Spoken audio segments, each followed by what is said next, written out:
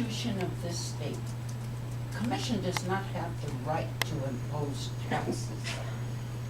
Put it to the voters. Okay, well, and for those of you that are listening around the U.S., AB 46 here in our state is basically talking about funding of school projects, right? So fixing up our schools, is that correct? It was to fund maintenance for the schools because they kept crying how outdated they are. Oh, our poor children. However, Pedro Martinez gets on the air and says, there's nothing wrong with maintenance.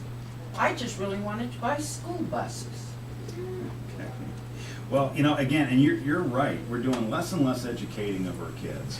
We're bringing Common Core on full blown, and we did a show a couple weeks back on Common Core, and we'll do another one because I think that's another infection that's reaching across the country. And again, unconstitutional. It's not in the U.S. Constitution where the federal government has any say over education. If you look at the Constitution, that is a state responsibility, not a federal responsibility.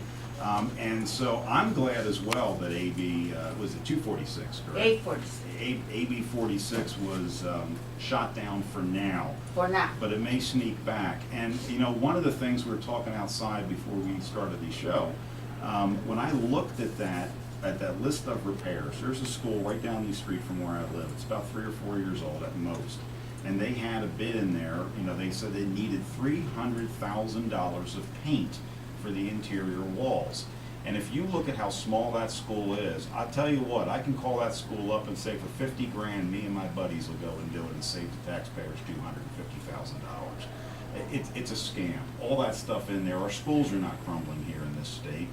There is repairs that need to be done. But the bigger picture is, back to your party, the bigger picture is people need to get involved. And people need, whether you're a Democrat or a Republican, what they need to do is get Odie's email address off of our Facebook page. Go to facebook.com/Nevada Matters. And I've got a project for you. What I want you to do is simply sign a petition. Get in touch with Odie and sign a petition to put the Constitution Party of Nevada on the ballot. Give the Constitution a voice. You don't need to change party affiliation. You don't need to do anything like that. All we're looking to do is to help out a local citizen that's been active in Republican politics and now politics in general, meaning to save our U.S. Constitution and save our state Constitution. Odie, you have anything to add to that? No, except thank you, and please, don't misunderstand. It's just for us to get on the ballot.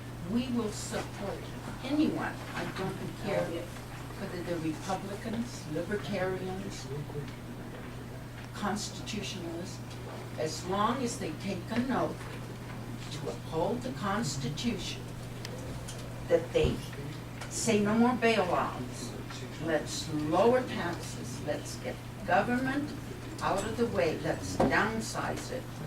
And I know all of you want to do it on the national level, but it belongs down here at the bottom.